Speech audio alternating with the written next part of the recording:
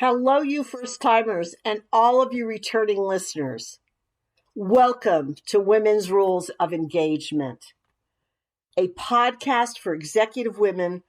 And the topic is intuition, a woman's hidden leadership power. I can't tell you how much this topic means to me. And you may think it's irrelevant for your business success, but keep listening to this most basic of feminine abilities. I'm betting you'll change your mind by the end of this podcast. If you don't, let me know. As you change the trajectory of your career by expanding confidence in yourself at a whole new level called intuition to be a leader in your company. So intuition is what I'm talking about as being foundational to your success. So let's explore this little discussed business acumen. If you're anything like me, you may not be appreciating intuition. Particularly, I remember back when I was a neophyte first beginning my career. I didn't see it as something that would add value and have me thriving. But after this podcast and after I learned my lessons the hard way, you'll master this topic. You know, business cycles are getting faster and faster, which is where the value of intuition comes into play. Research demonstrates that intuition does make speedier and better decisions, and I'll demonstrate it to you through research. There's a strong evidence that intuition is essential for organization performance in an unstable, chaotic environment, but not so necessary in a stable one, where you have lots and lots of time to contemplate your decisions. However, ask yourself this question. Right now, are you in an unstable or a stable business environment? You know, my bet would be that if we took a poll of all the listeners, unstable would win by a landslide in today's marketplace. You see, in times of rapid change, using your intuition allows you to tap into your reservoir of data, integrate the information to fill the gaps quickly, and then reach conclusions. Rarely do executives today enjoy the luxury of making decisions in an orderly, leisurely manner. Instead, they have to rely largely on rapid inferential intuition, which is judgment based on prior decision-making processes or historic learning.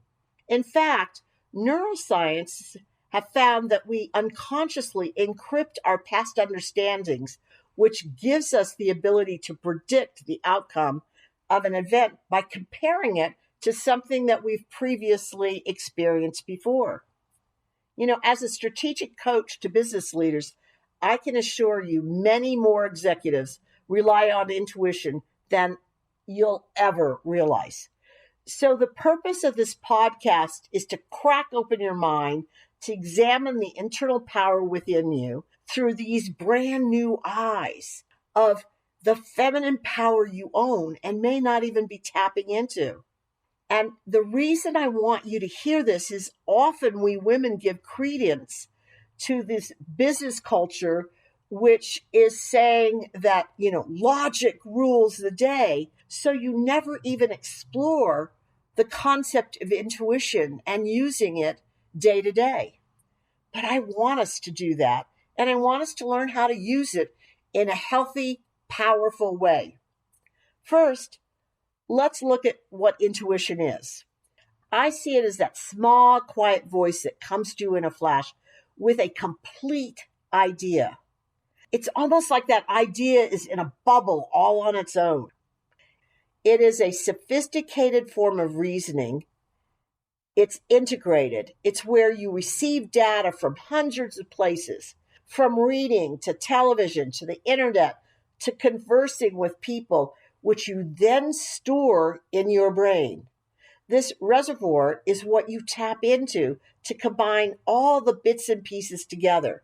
And when you most need it, the information often comes out as a whole, integrated, and almost with a comprehensive grasp of the situation or a business decision in one breathless aha.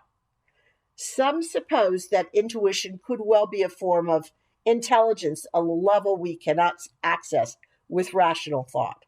Walter Isaacson, Steve Jobs' official biographer, shared that after Steve visited India, he came to realize the role of intuition in business. To him, intuition is experiential wisdom as opposed to Western analytical thought.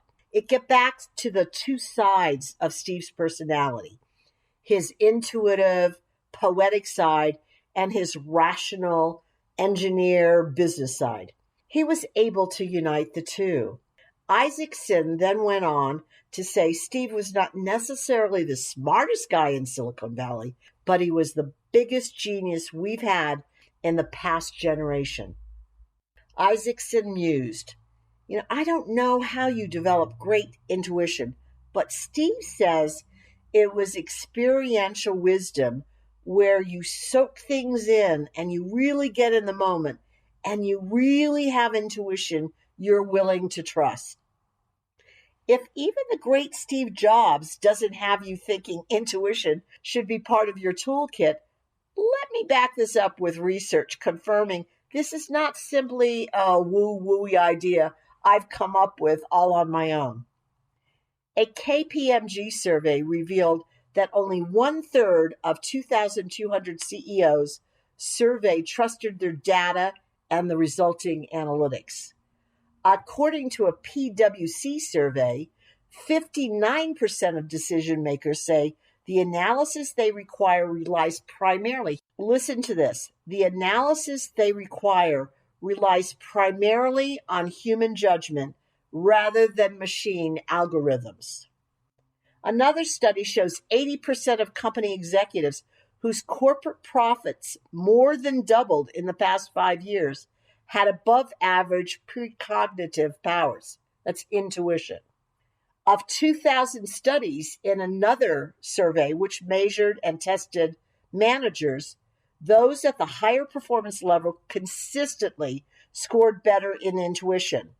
When the data was conflicting or incomplete, they relied on intuitive approaches to come to a conclusion.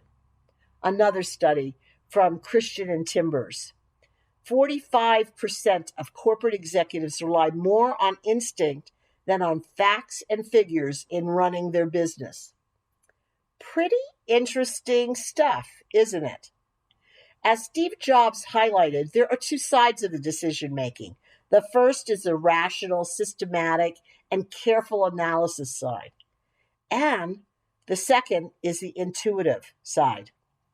One of the most basic assumptions about management is that the first, the more systematic and careful analysis actually yields superior results. Not true, as we've seen in the research. But unfortunately, many, many women that I've coached bury their golden gift of intuition because they think it isn't business think. Get that? They don't think that business honors it, so they're not revealing it. Can you relate? Or are you questioning this whole concept?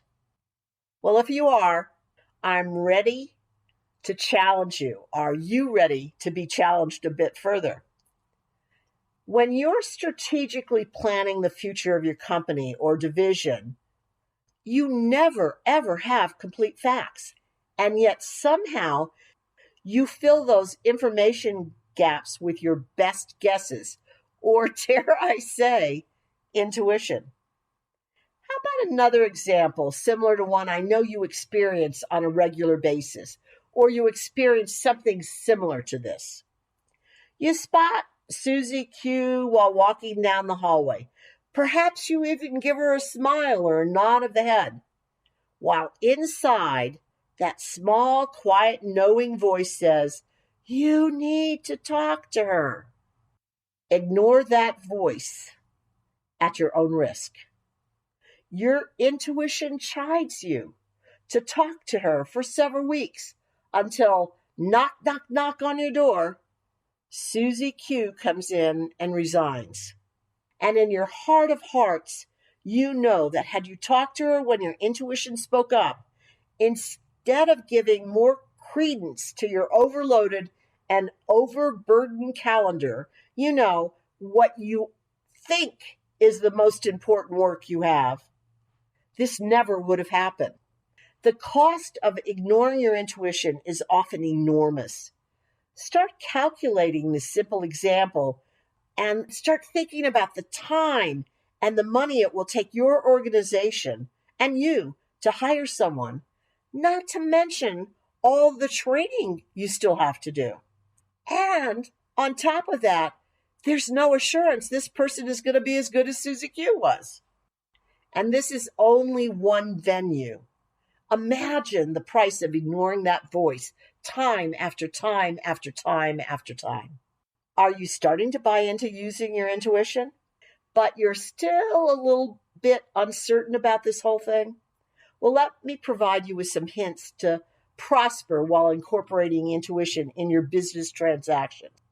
First, learn to recognize your voice of intuition.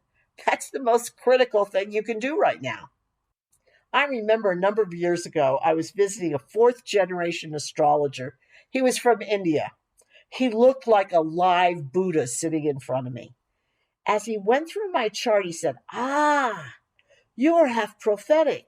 And again, half prophetic. And again, half prophetic. Finally, at the end of the session, he said, do you realize that you have this gift? Yes, I answered. I've always known that I have intuition. However, there are times that my intuition is off and is so off, it's pathetic. I swear to you, he held his belly as he laughed. And then he said, yes, yes, whirling dervish, as he madly spun his forefinger in the air. The session was over. I'm driving home, kicking myself for spending cash on such a worthless piece of information, whirling dervish. And then a deeper, more profound aha landed. Intuition is a soft knowing. It's assured. It's confident. It allows me to accept the gift of intuition or not. So if the voice is quiet, I move forward right away. However, if there's a yes or no component bouncing around in my head, I wait. And I suggest you wait, just like me, until you know. The more you do so, the more distinctive that voice inside of you, your intuition, will become to you. Secondly, never go to your boss or senior management saying, I feel, or I think, or my intuition says I should do XYZ. That will never get you the leadership listening you desire. Anytime your internal voice speaks, pause. Your intuition is providing you with a shortcut to the decision-making process right now. And it's up to you to then check out the facts. If it's a good idea, translate it into business vernacular. Back in the early days of my career, I was the only woman sitting at the table with all of these men in their dark suits where strategic corporate decisions were being made. And no one would listen to me, even though I knew I had great ideas. In my infinite wisdom, not so much. I determined that my problem was intuition. I had to stamp it out. Business doesn't believe in intuition. So I only spoke logical, thoughtful suggestions moving forward. That rigid, linear thought process. But pretty soon, I sounded like everyone else at the table, and I wasn't getting any traction that way either. So slowly but surely, I started incorporating the wisdom of my intuition with tactical right brain thinking. And lo and behold, Success. Da da da da. Success. I was listened to at the table. I can't tell you how much I wish someone had told me that secret way, way earlier in my career, which is why I'm sharing it with you in this podcast.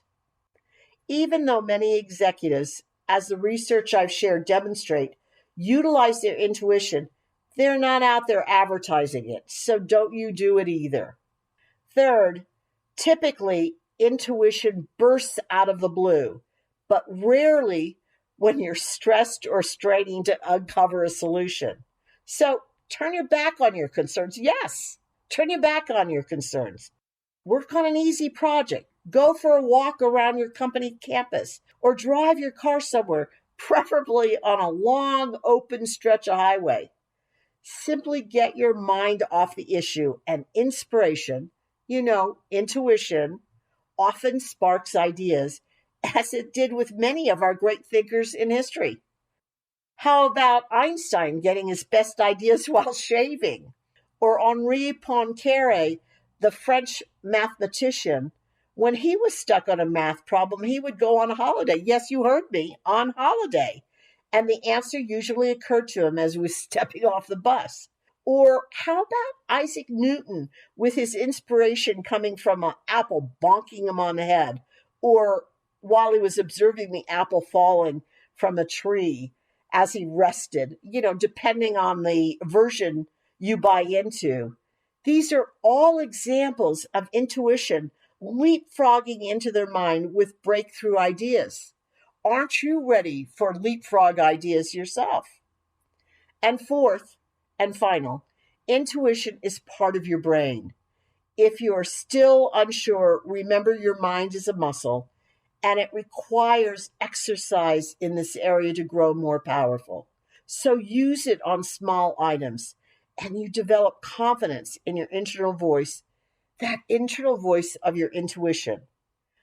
Don't come away from this podcast thinking that a rational, systematic, careful analysis isn't an appropriate decision making technique, because it is.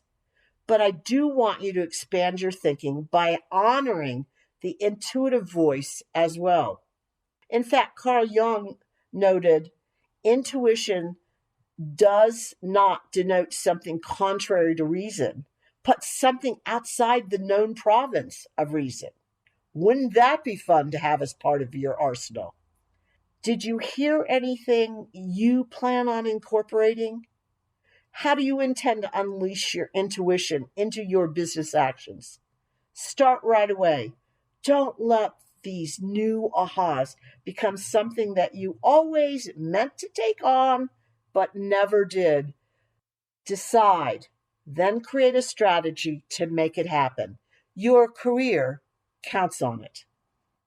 I'd love to hear from you. Email me at Nancy Thrive with Nancy or tweet me at Nancy Fredericks. I hope this resonated with you. I look forward to the next time you download Women's Rules of Engagement podcast so we can meet again.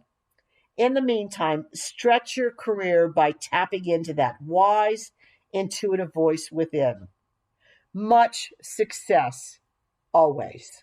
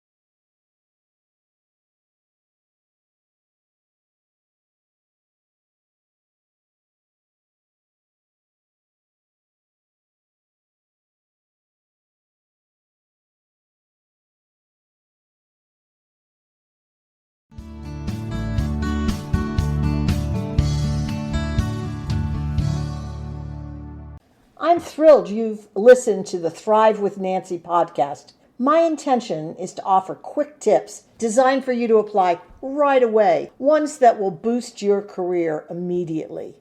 I bet you're already considering ways to implement these new ideas. Perfect! Now, if you do me a favor, pass the podcast link on to those who will benefit, your friends and coworkers. Thanks so much.